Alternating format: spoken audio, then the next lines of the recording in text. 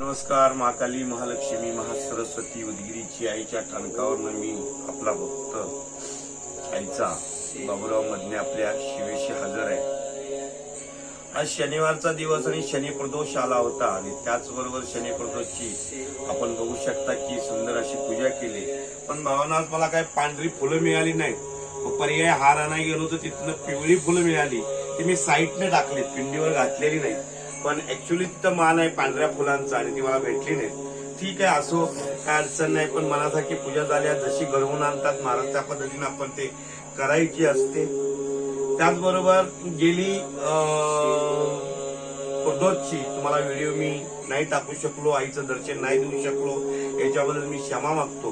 कारण त्या दिवशी प्रदोष झाला आणि गडबड होती, मला नेपाळला जायचं होतं आणि त्या पद्धतीने पूजा विजा केली. मी नेपाळ साईडला गेलो, नेपाळवरनं गेलो. 2-3 दिवसापूर्वी मी आलेलो आहे आणि आल्यानंतर इथं तिकडच्या क्लायमेटमध्ये इकडच्या क्लायमेटमध्ये बराच फरक असल्यामुळे इथं आजारी पडलो. 2-3 दिवस सलाईन वगैरे झाले.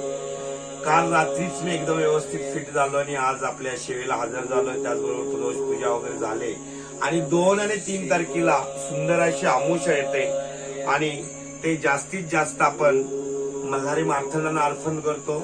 सोमवती अमावस्या आहे आणि सोमवती अमावस्याला आपण सगळेजण मल्हारी मार्तंडला बऱ्यापैकी लोक जातात. कोण जेजुरीला, कोण इथं पेठेला, कोण कर्नाटकमध्ये, कोण पालीच्या खंडोबाला, अशा प्रकारे जात असतात. ज्याच्या त्याच्या गादीप्रमाणे असतं आणि आपलंही सुंदर असं येणारी अमावस्या सुंदर आलेली आहे. तसाच त्याच पद्धतीनं आज शनिवार प्रदोष झाला, लगेच सोमवती अमावस्या सुंदर असं आलंय आणि अमावस्यानंतर जो चालू असणारा श्रावण संपणार आहे आणि मग बाप्पांचे आगमन होणार आहे.